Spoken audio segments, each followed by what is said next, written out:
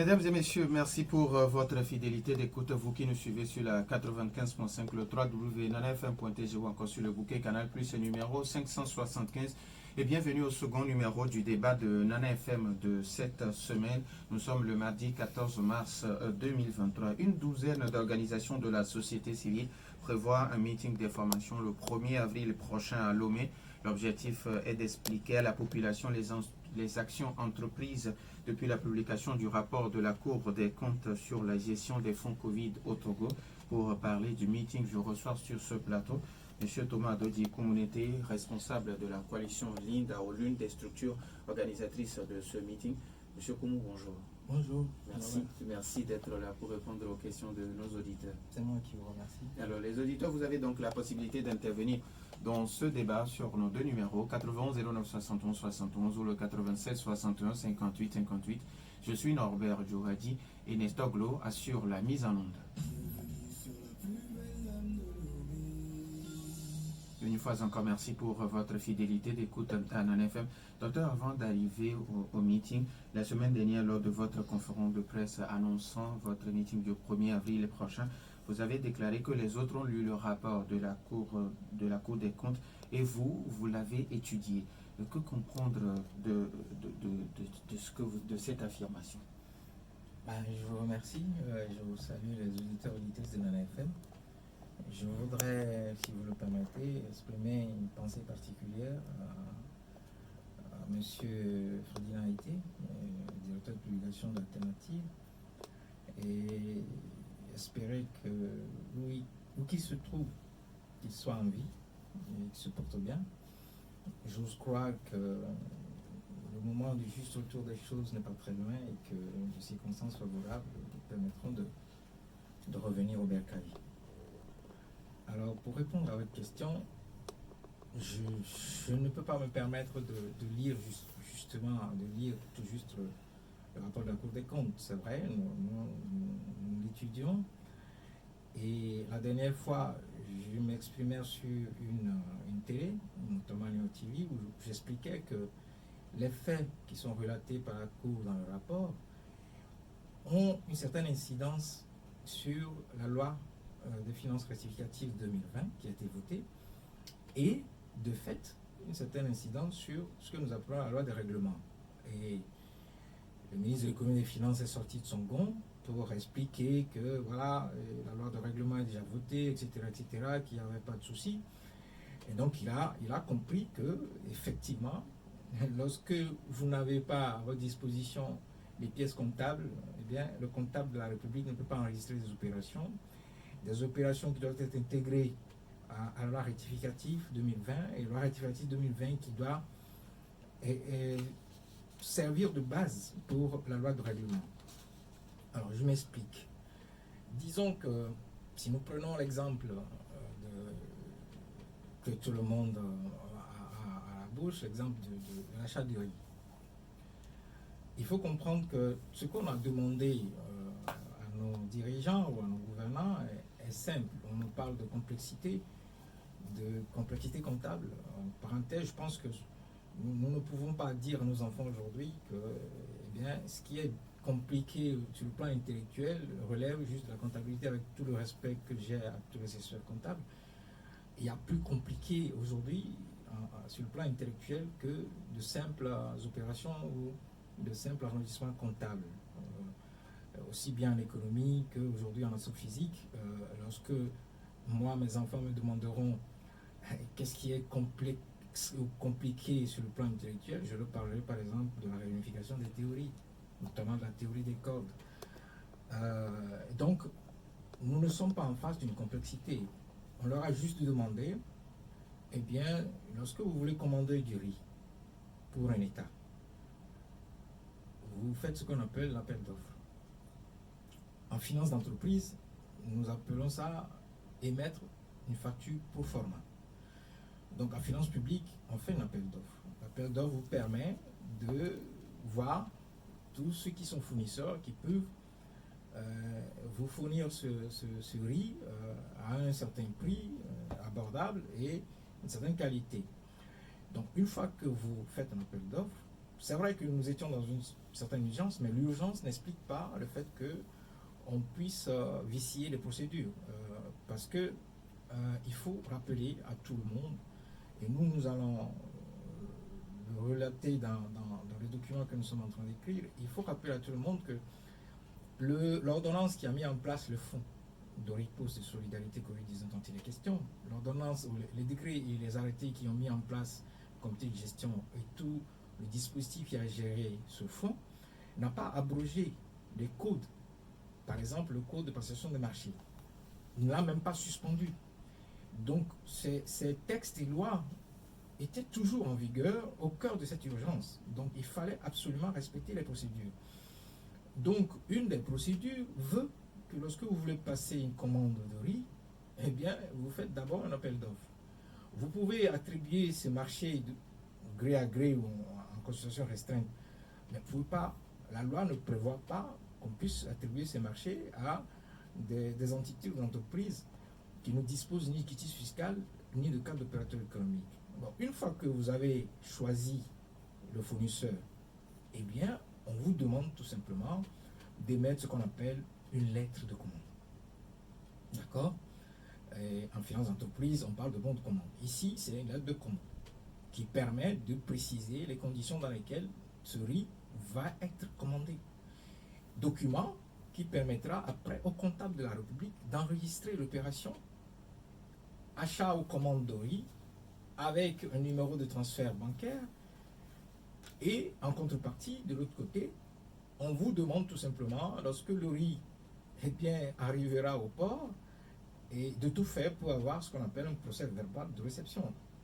Nous sommes d'accord, en finance d'entreprise, on parle de bordereau de livraison.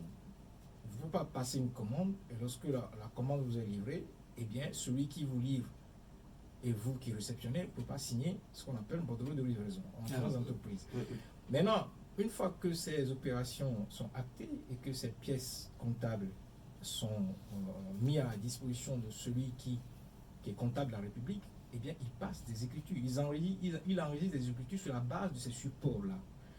Donc, le comptable de la République ne peut pas enregistrer une opération comptable liée à l'achat de riz, 8 milliards d'un côté et 31 500 tonnes de l'autre, s'il n'a pas les supports comptables. Ce n'est pas possible. Donc, une fois que les supports comptables n'existent pas, ce que la Cour a bien dit dans son rapport, eh bien, on ne peut pas passer à ce qu'on appelle une loi rectificative en intégrant toutes ces opérations comme si rien n'était. Et, a fortiori, produire une loi de règlement. Et j'explique, je rappelle que la loi de règlement, c'est cette loi-là qui acte toutes les dépenses et toutes les recettes du pays sur un exercice donné. Alors, docteur, donc, je vous explique ça pour vous dire que dans la lecture du rapport, nous ne faisons pas juste une lecture. Nous faisons une certaine étude parce qu'il y a des interfaces qui sont derrière les faits qui sont relatés par la Cour. Et donc, la plupart du temps, par exemple, j'ai été le premier à avoir dit effectivement il y a une incidence négative sur la loi de règlement. Donc c'est parce que le rapport a été étudié. Alors, M. Koumou, le gouvernement s'est expliqué devant l'Assemblée nationale et les députés ont été d'accord. Alors, on a même expliqué le problème de riz dont vous venez de faire cas et puis aussi la conception du logo qui a coûté au moins 15 millions. Est-ce qu'aujourd'hui, vous ne voyez pas qu'il n'est plus important d'organiser ce meeting ou bien vous organisez ce meeting pour quelle finalité en fait? Non, du tout. Écoutez, d'abord sur la forme, sur le fond, tout ce qui s'est passé à l'Assemblée nationale, et nous estimons que nous ne sommes pas convaincus. Nous avons demandé à ce qu'il y ait une session parlementaire extraordinaire qui soit convoquée, mais pour mettre en place un comité indépendant, un comité parlementaire indépendant d'investigation qui doit travailler sur le rapport et nous situer. Parce qu'il faut comprendre, il faut dire à nos populations qu'il y a une différence entre le pouvoir législatif et le pouvoir exécutif. Nos députés doivent comprendre qu'ils relèvent du suffrage universel, ce qui n'est pas le cas des ministres. Les ministres sont nommés par le président de la République. Il peut les révoquer à n'importe quel moment. Les députés, eux, ils ont été élus par le suffrage universel. Et le comportement de nos députés vraiment me rend perplexe. Nous ne sommes pas d'accord au niveau de la société civile sur ce qui a été dit, ce qui a été fait. Nous estimons que les faits qui sont relatés par la Cour dans le rapport, et je veux préciser ici que nous sommes en face d'un rapport définitif. Parce qu'un rapport provisoire ne contient pas des réponses d'un certain nombre de ministères par des correspondances qui sont relatées dans le rapport. Donc, nous sommes en face d'un rapport définitif. Et que le rapport de la Cour relate des faits qui sont graves, qui touchent par exemple au principe de l'état de droit. Ça, les gens ne le savent pas. Et nous allons relater pourquoi les faits touchent au principe de l'état de droit. Donc, il est hors de question que nous nous arrêtons à ce niveau-là. Et nous avons, dès le départ, avant que la session parlementaire n'ait lieu, nous avons dit que nous allons porter plainte contre X. Donc, nous sommes dans cette démarche-là. Nous avons dit que nous demandons la démission de tout le gouvernement. C'est tout juste une logique. Nous n'avons rien contre les ministres. Moi, je ne connais aucun ministre, je ne les ai jamais rencontré. Je n'ai rien contre qui que ce soit. Mais c'est une simple logique. Il ne faut pas porter plainte contre X et ne pas donner les moyens au procureur de la République et aux juges de faire leur travail. Donc, les ministres ne peuvent pas continuer par exercer. Il faut que soit ils démissionnent, soit le président de la République prenne ses responsabilités. Donc, nous continuons par demander la démission du gouvernement, de tout le gouvernement. Nous continuons par demander le fait que tous les ministres délégués, etc., secrétaires d'État ou conseillers et un rang de ministre qui figurent aujourd'hui autour du président de la République, et concernés ou pas, eh bien, ne figurent plus dans le nouveau gouvernement. Alors, ce n'est pas encore fait. Alors, certaines personnes pensent que les réactions et les indignations ne vont rien changer. Que pensez-vous de ces gens-là? Ils n'ont pas tort. Parce que ce qui se passe aujourd'hui, ce n'est pas la première fois qu'on est face à ce genre de choses dans le pays. Nous avons déjà à la fin de l'année 2022, j'avais personnellement donné 3 conférences sur la corruption au Togo. Et donc la corruption est endémique. Et je ne suis pas le seul à le dire. Il y a M. Abdoulaye Yaya également qui le dit tous les matins. Donc, ce qui s'est passé avec les fonds Covid, c'est juste la confirmation de ce qui se passe depuis des décennies.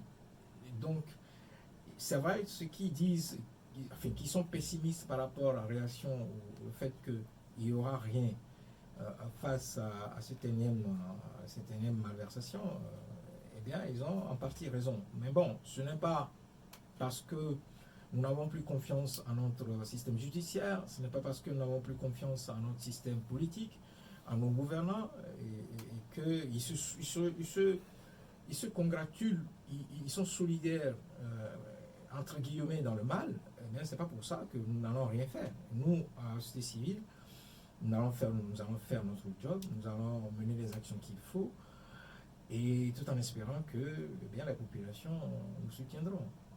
Voilà. 91 09 71 71 ou le 96 71 58 58. Les auditeurs ont maintenant la possibilité sur nos 2 numéros, mais après la courte pause. Retour dans les studios de Nana FM 91 09 71 71 ou le 96 61 58 58. Nous avons un premier auditeur en ligne. Nana FM, allô? Oui, allô, bonjour. Masda Dido Gomé, bonjour. Monsieur Koumou, bonjour. Bonjour. Bon, je voudrais lui poser une question. Oui, allez-y. Et me rassurer. Oui. La dernière fois, pour le sujet du jour, quand un député est passé sur cette antenne, et j'avais introduit comme ça, en disant que le ministre Aliouadan a dit que nous ne savons pas lire le rapport. Le ministre Ali Yaya avait dit que la comptabilité est une matière très compliquée que tout le monde ne peut pas comprendre.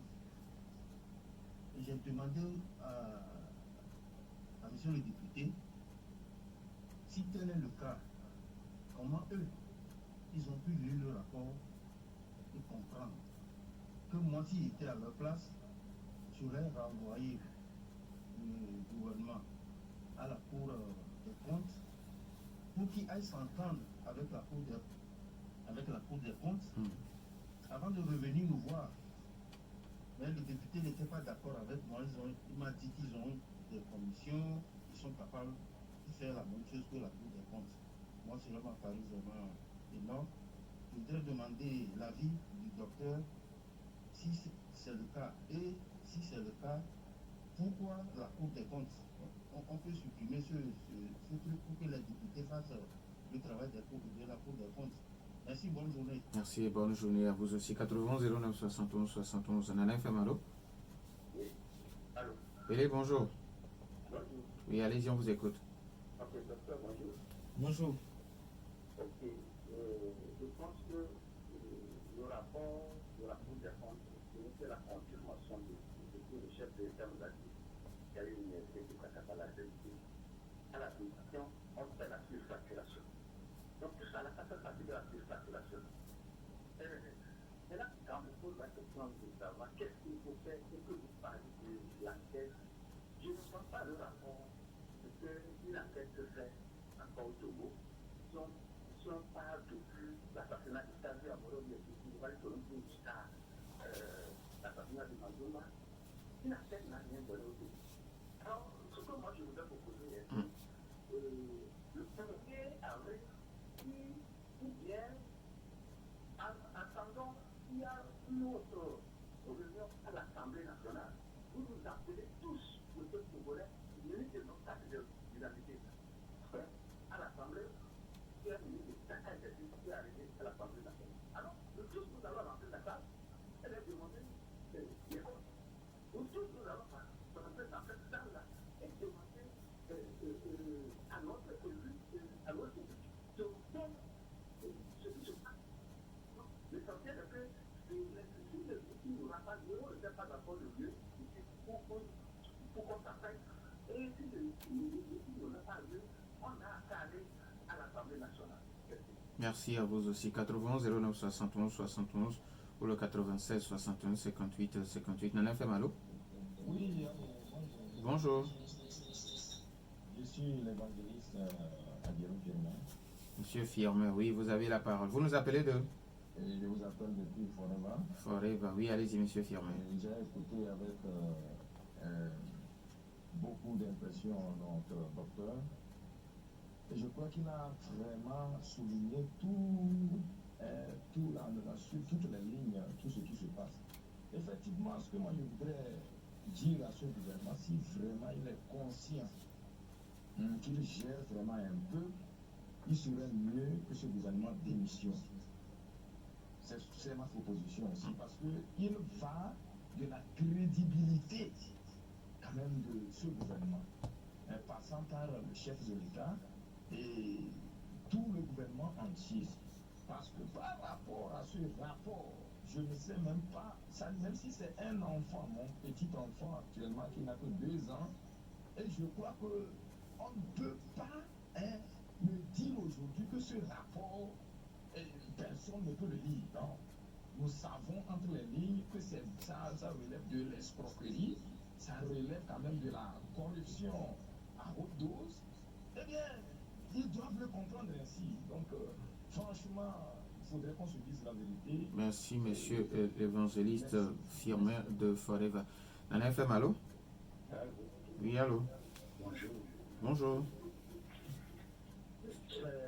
Michel, éloignez-vous un peu plus de votre poste récepteur, s'il vous plaît, ou soit diminuez carrément. C'est bon? Encore un peu, s'il vous plaît.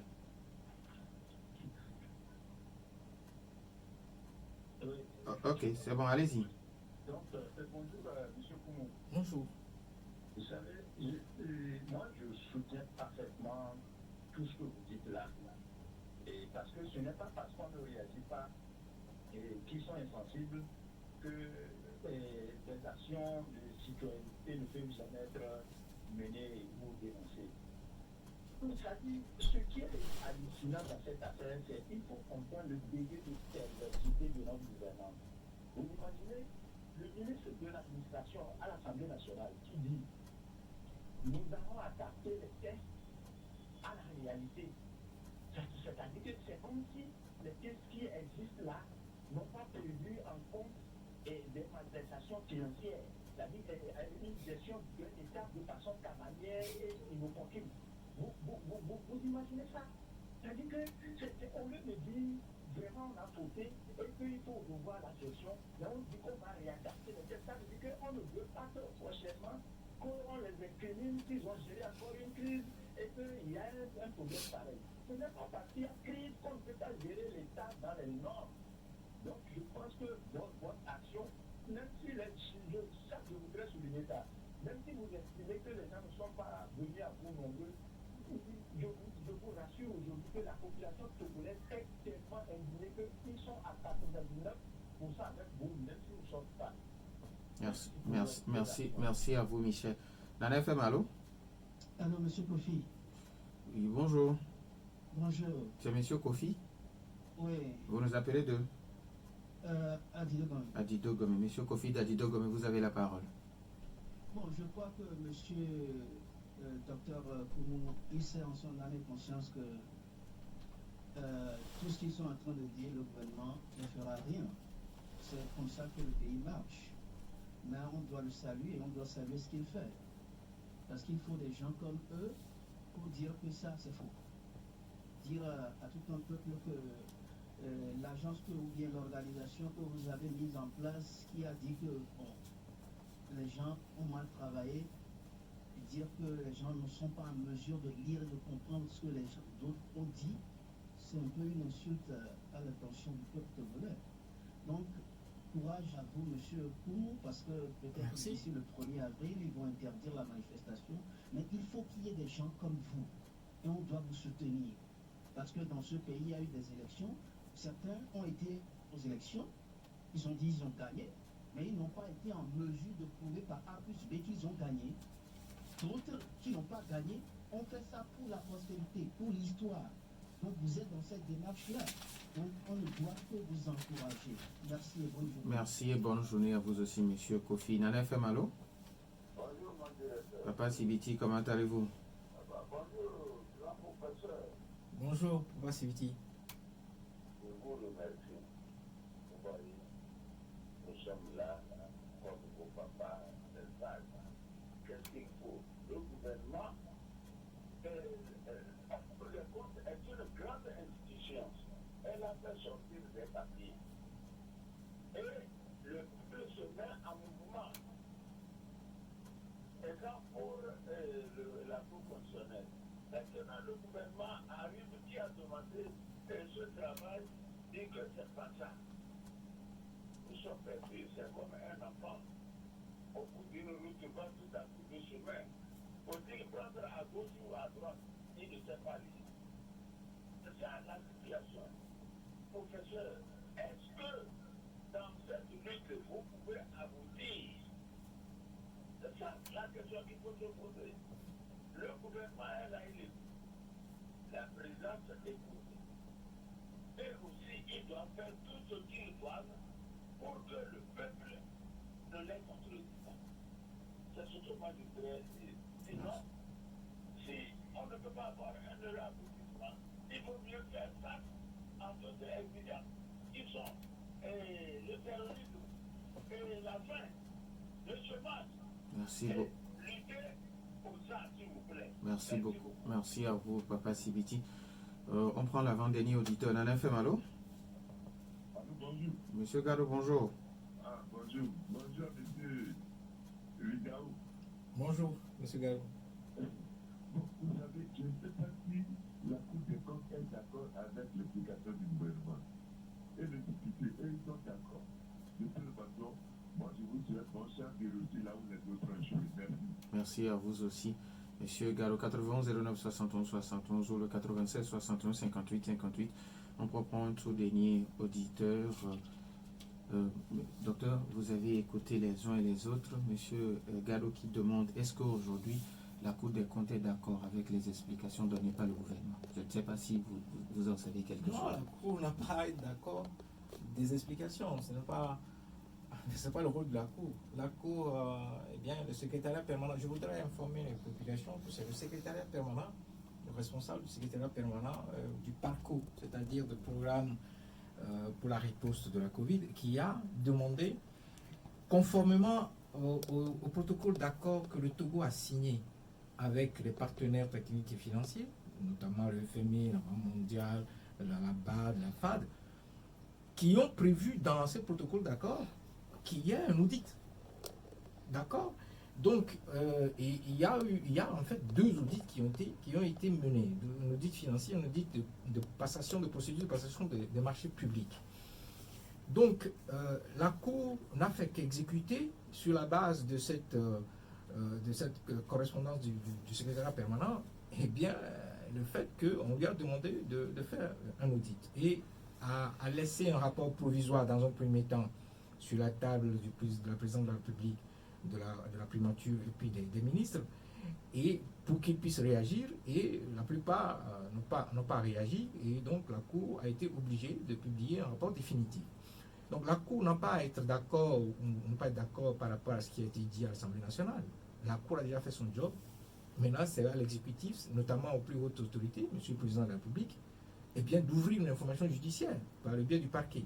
Donc maintenant, nous, à la société civile, nous allons faire notre job en portant plainte contre X pour la postérité. Même si ça n'aboutit pas, eh bien, on verra bien ce qui va se passer. Alors, Papa Sibiti qui vous pose une question fondamentale. Est-ce que vous êtes sûr qu'aujourd'hui, la lutte peut-elle aboutir? Je dirais à Papa Sibiti, dans notre langue locale, Eji Mado Madoucha Ejana. C'est tout ce que je peux lui dire. Monsieur Kofi qui pense que le gouvernement ne fera rien malgré les indignations, malgré les dénonciations, mais il faut des gens comme vous pour éveiller les gens, leur faire comprendre ce qui va et ce qui ne va pas dans le pays. Moi, je suis parfaitement d'accord que les populations soient pessimistes, puisque ces genres d'événements se renouvellent depuis 50 ans, plus de 55 ans, et on n'a jamais trouvé de réponse, c'est vrai.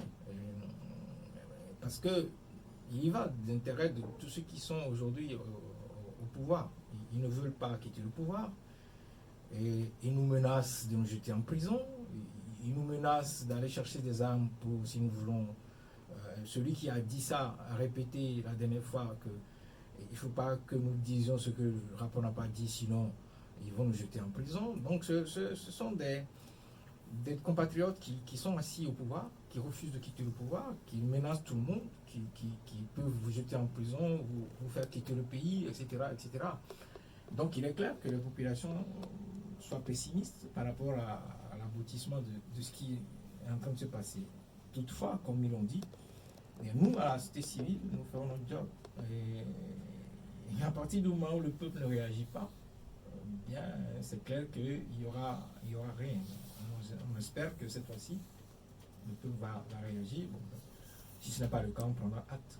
Monsieur Michel qui vous soutient et qui pense que et qui dit, le ministre en charge de l'administration territoriale disait la dernière fois à l'Assemblée nationale qu'on va adapter les tests à la réalité. Quand il parlait, ouais, je vous ai vu sourire. Oui, j'ai souri tout simplement parce que la dernière fois, le ministre nous faisait comprendre que les magistrats de haut niveau qui sont à la Cour pouvaient très bien commettre une erreur entre 150 000 francs CFA et 15 millions. Et que c'était des gens qui n'étaient pas capables de savoir que bon, les pièces qui leur ont été données eh bien, concernaient une multitude d'articles et que le logo n'avait coûté que 150 000 et que eux, les magistrats, ils ont écrit noir sur blanc que le logo avait coûté 15 millions et qu'ils n'étaient pas compétents. Donc ce qui nous pousse à dire que peut-être si d'aventure le président de la République ne prend pas ses responsabilités pour que les ministres actuels puissent démissionner, eh bien nous allons demander tout simplement à la Cour de démissionner. Parce qu'il est hors de question que ce que la Cour a mis écrit noir sur blanc dans ce rapport, il est hors de question que ce soit un mensonge. Si c'est le cas, il faut que la Cour démissionne. Donc c'est l'un ou l'autre.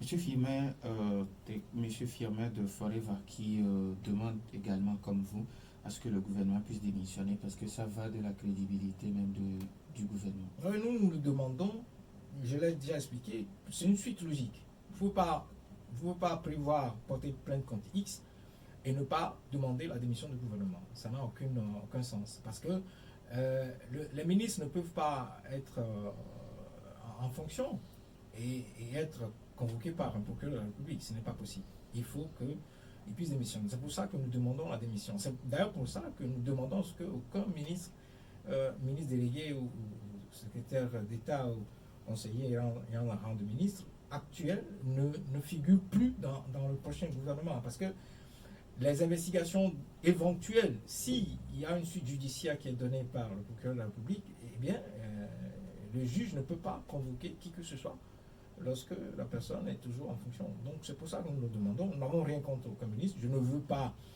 priver qui que ce soit de ce qu'il mange ou se nourrit aujourd'hui.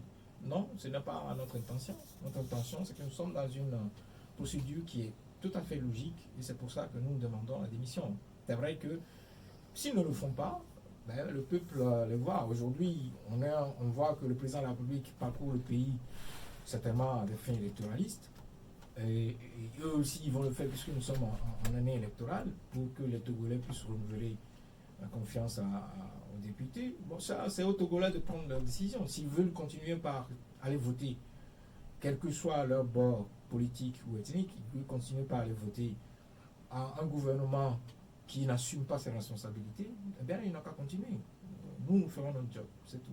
Alors, Pelé qui pense qu'aujourd'hui, l'Assemblée nationale, c'est le peuple qui leur a confié le pouvoir. Si le 1er avril, la population ne répond pas à votre appel là, tout le monde, il faut aller à l'Assemblée nationale pour aller demander au compte à l'hémicycle. Ah, c'est vrai que c'est un rêve de faire ce qu'il est en train de dire, mais je pense que dès qu'ils seront plus de 300 ou 400 à se rendre là-bas, même s'ils ont leur carte d'identité, il y a de fortes chances qu'il y aura des gaz lacrymogènes. Donc, je le dissuade d'aller à l'Assemblée nationale. Et ils ont refusé. Ils parlent aujourd'hui de transparence. La transparence, elle est où? Ils ont refusé de passer les débats de l'Assemblée nationale à la télé. Pourquoi les débats qui se mènent à notre Assemblée nationale ne sont pas retransmis à la télé? Pourquoi ils refusent ça? C'est parce qu'ils ne veulent pas faire de la transparence, tout simplement. Ce n'est pas parce qu'aujourd'hui, à cause des clauses qui figurent dans les accords, le protocole qu'ils ont signé avec les partenaires dans le cadre de la Covid, ils sont obligés d'écrire un rapport et que finalement ce rapport se retrouve sur la place publique quand on nous parlera de transparence. Il n'y a jamais eu de transparence dans la gestion de ce pays. Je prends juste l'exemple de la dette publique. On s'endette dans le dos du contribuable, on ne dit rien à qui que ce soit, et les députés qui sont à l'Assemblée nationale aujourd'hui ne nous disent rien. D'abord, j'ai l'impression qu'ils ne comprennent pas grand-chose. Donc, on endette le pays à notre insu, dans une opacité totale. Donc, il n'y a aucune transparence dans la gestion de ce pays. Alors, Mars Dadito Gomé, il y a 8 jours, le débat de l'ANFM recevait un député, sûrement sur la gestion de fonds Covid, et Mars qui demandait pourquoi les députés ne demandent pas au gouvernement d'aller s'entendre avec la Cour des comptes. Alors le député lui disait que à l'Assemblée nationale, il y a des commissions qui travaillent sur ce domaine. Donc il demande, est-ce que c'est possible que la Cour des comptes puisse démissionner et que les députés jouent ce rôle? Vous savez, lorsque j'écoute certains Togolais qui disent qu'ils sont leaders de partis politiques et qu'aujourd'hui ils sont à l'Assemblée nationale, j'ai de la peine pour ce pays et pour nos enfants. Et parce que parfois les enfants posent des questions et on n'est pas capable de leur répondre. On a tellement d'inepties qui passent qu'on se demande si on a fait les mêmes études, on a fait les mêmes matières. Et des gens qui ne veulent pas assumer, lorsque vous voulez soutenir UNIR, mais assumez. Dites que vous êtes un parti politique qui soutient UNIR. Assumez. Il ne faut pas faire preuve de lâcheté et dire que vous êtes de l'opposition alors que vous êtes un soutien de UNIR. Personne ne vous dira rien, personne ne vous fera rien si vous dites que vous êtes un parti, mais que vous soutenez UNIR. Il n'y a aucun souci. Le peuple prendra acte et l'histoire retiendra que vous soutenez UNIR. Vous l'avez assumé. Mais là, lorsque nous avons des compatriotes qui disent qu'ils sont de l'opposition, mais qui se comportent exactement comme des soutiens de UNIR, ça c'est de la lâcheté. Il faut que tout ça s'arrête. Donc, lorsque on pose des questions à un certain nombre de députés qui se réclament de l'opposition et qui donnent des réponses, je suis peiné pour ce pays. Je suis vraiment peiné pour nos enfants. Parce que je ne sais pas dans quelles conditions nos enfants vont grandir et ce qu'ils vont retenir comme vérité. Tout est mensonge dans ce pays. On associe mensonge, vol et assassinat et prostitution. Tout ce qui a comme interdit, nous le pratiquons au Togo. Et nous menaçons les gens avec des armes. Le fait de les jeter en prison lorsqu'ils en parlent. Nous avons des enfants. Nous voulons que nos enfants grandissent dans un certain nombre de conditions. Mais aujourd'hui, ces conditions ne sont pas réunies. Je suis désolé. Donc, pour ces Togolais qui disent qu'ils sont leaders de partis politiques et qui se réclament de l'opposition, mais à qui on pose des questions et ils n'ont pas le courage de dire qu'ils soutiennent UNIR, je dis que c'est de la lâcheté. Il faut qu'ils arrêtent ça. Alors, docteur, est-ce que vous avez déjà entrepris les démarches auprès des autorités compétentes pour que le meeting puisse se tenir? Oui, nous avons envoyé un courrier d'information à monsieur le préfet depuis 10 jours, je crois. Nous allons suivre, puisque le meeting c'est pour le 1er avril. Nous espérons qu'il n'y aura pas restriction, qu'il n'y aura pas interdiction. Si c'est le cas, on prendra acte et on avisera. Mais bon, nous avons déjà envoyé un courrier et nous allons suivre. Le professeur de c'est en voyage, je crois qu'il rentre aujourd'hui, et dès qu'il sera là, lui et moi on va discuter et on verra comment on va gérer tout ça. Alors, Pélé qui demande qu'aujourd'hui, ils ne connaissent pas encore le lieu du meeting. Bah, c'est à Kassimé, je peux dire que c'est à Kassimé. Le 1er avril à partir de, je crois, 14h. Nous espérons que cette fois-ci, les populations vont se tenir. Je voudrais expliquer à nos populations que c'est vrai de rester à la maison et de prier pour nous, de nous soutenir, mais c'est aussi bon de venir sur les lieux, parce que lorsqu'on dit que le peuple a le pouvoir, que la voix de Dieu, la voix du peuple, c'est la voix de Dieu, ça a une profonde compréhension. La compréhension, c'est que lorsque tout le monde se lève dans sa chambre, à 5h ou à 4h du matin, il évoque une entité, soit vous êtes chrétien, musulman, ou vous êtes dans la tradition, et vous faites un certain nombre de prières. Donc, les 8 millions de Togolais, ou en tout cas la majorité, font ça. Et le jour où la force grégorique atteindra 50%, les Togolais peuvent être sûrs qu'il y aura quelque chose qui va changer dans ce pays. Donc, lorsque vous vous déplacez à un meeting, vous ne vous déplacez pas seul. Chaque Togolais qui se déplace, qui vient à un meeting, se déplace certainement avec les entités qu'il évoque. Donc, ils sont sur place et ils nous soutiennent. Donc, c'est mieux de se déplacer que de rester à la maison. Bon, c'est vrai que le peuple a été vraiment martyrisé. Le peuple c'est dubitatif, se pose des questions et qu'on ne sait pas vraiment ce qui va se passer. Personne n'a... enfin, tout le monde pense que aucune action pacifique ne peut aboutir. Bon, moi, je voudrais demander à nos populations eh bien, de nous soutenir, de sortir massivement, si c'est possible, hein, de sortir massivement le 1er avril. Et on va leur expliquer un certain nombre de choses. On espère qu'il n'y aura pas d'interdiction. Alors, il y a un auditeur qui me demande, depuis un moment, il y a certaines organisations de la société civile qui demandent aux populations de sortir en noir. Est-ce que vous avez aussi demandé, vous allez demander aussi un dress code où tout le monde peut venir habillé comme il veut? Non, il n'y a pas de dress code. C'est vrai que les femmes pyramides ont demandé, elles sont avec nous, mais on n'a pas pour l'instant, on n'a pas demandé, il n'y a pas un dress code, mais on verra, on va se réunir certainement d'ici la fin de la semaine, et si c'est le cas, on va faire les communiqués là-dessus. Alors, docteur, il nous reste pratiquement une minute. Si vous avez un message à l'endroit de la population. Je demanderai à nos populations d'avoir de l'espoir, et je leur dis que Edi Malo Malo et Tchandjana. Je vous remercie. Merci. Et également au docteur Thomas Dodi, communauté responsable de la coalition Lindao. Merci à vous aussi pour votre fidélité d'écoute à Nana FM. Merci à Nestor Glo pour la mise en onde. Merci à Maïmouna Hassan derrière la caméra pour notre page YouTube. Je suis Norbert Djouadi. Nos programmes se poursuivent.